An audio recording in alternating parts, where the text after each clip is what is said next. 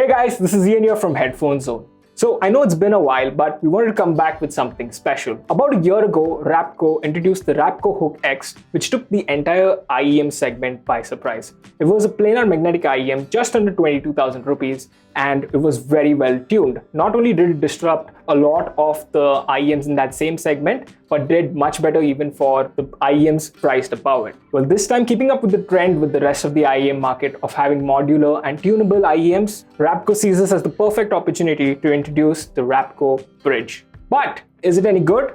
Well, let's find out.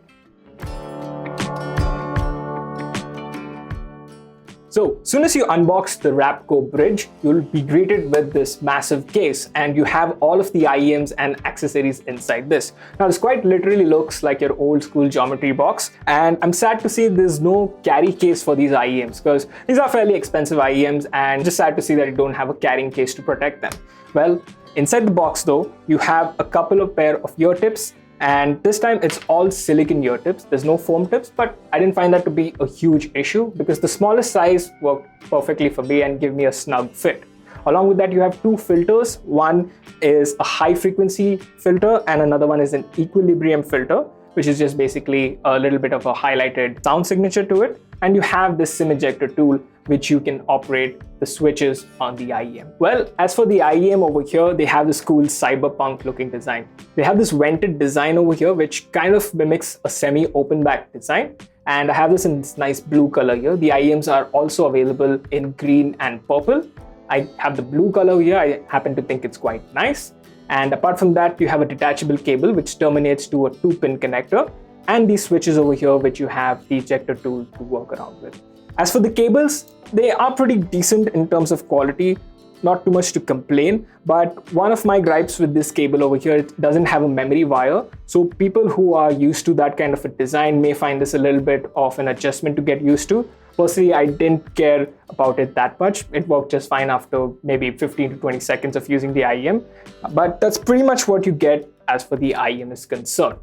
So on the Raptgo Bridge, you get to see two dip switches. But unlike most IEM manufacturers, which just traditionally assign them to the treble and bass frequencies, Raptgo have done something different. The first switch remains quite normal, which you have a treble high frequency boost, depending on how you like your sound signature. And the second one is actually a gain switch. So if you happen to use your IEMs with a player or a DAC which has slightly higher output impedance, connecting these IEMs at times can cause a slight hiss or static noise. So switching them onto a higher gain mode eliminates that noise, giving you a better listening experience. Unlike the planar magnetic drivers on the Raptgo Hook X last year, this time Raptgo have gone with the tri-bed driver configuration. What that means is they have gone with a 2-dynamic, 2-balanced armature, and a piezoelectric driver. But what does that actually translate when you talk about sound? If you pull up the graph and have a look at it, it's quite obvious that they've gone for a relatively well-balanced sound signature with a lot of energy. And that's noted in the 5 and 8K peaks that you see. And it's done to have vocals and instruments to have a little bit of more nuance and kick to it. I want to start off with the bass performance on the Raptgo Bridge. And this is special because they're using the piezo driver along with the dynamic driver to kind of give you that impact of a low end. Now, with the Eras Tour going on and Taylor Swift being named as Apple Music's Artist of the Year, I thought it's only fitting to test out some of her tracks. And I've been using the latest track, which is Style from her remastered album 1989, which is Taylor's version. So it's actually redone from the ground up, not really a remaster. And in this track, it sounds off with a nice ambient sound. And when you have the synth bass kick in, you kind of have that nice impact coming in. Don't get me wrong, these are not bass head level low ends, but it's quite enjoyable and it's good to see that piezo driver in action. Now, since these are well-balanced IEMs, you can already make out that there is an emphasis in the mid-range and treble. Well, with the stock filters, I found that the mid-range is a little bit recessed. So when I was trying out You Are the Reason by Caleb Scott, the acoustic take, which is done in Abbey Road Studios, I felt that the vocals weren't that impressive, but that was soon resolved by just switching to the equilibrium filters, which gave it that much needed boost and it sounded perfect. Everything felt very real in the room. You could hear the strings being plucked and the subtle nuances in each breath he took while singing the song. And I think it really adds a difference because a lot of the filters out there that you get with IEMs don't really make that much of a difference. With the Raptgo Bridge, I'm happy to say that has a good impact. You also have high frequency filter, which you can use, but I didn't really need to go there because the trebles are so well done with that 5K and 8K peak that you never really need to go unless you really want that extra mile.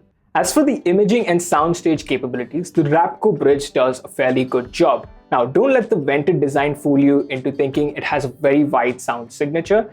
It doesn't. It has somewhat of a mixed bag. So it's not very linear, so that's a good thing, but you can still feel that three-dimensional bubble where you can kind of space out the vocalist, instruments, and the rest of the mix going on, which I think is good enough for me when it comes to IEMs. However, do note, because of the semi-open back design, the IEM can leak music, and if you're listening to it in very quiet, private spaces, it might disturb people around you. As for imaging capabilities, I think it did a fairly good job, thanks to the Tribrid driver configuration, I guess. And one of the key songs that I really saw these shine is Crash by Dave Matthews Band. Soon as the track starts, you can really hear the subtle nuances and the way that the snare drum kind of creeps up to you, along with Dave's vocals, of course. And the whole track is just an absolute treat to listen to on a great technical IEM like the Raptgo Bridge. So in all, I was fairly surprised by the performance of the Raptgo Bridge. Unlike the Hook X last year, the Raptgo this time gives you a much more analytical, punchy, and energetic sound. So if that's something you're looking for in your next IEM, the Raptgo Bridge is definitely for you. So I hope you enjoyed this review. Do let us know your thoughts about the Raptgo Bridge in the comments down below.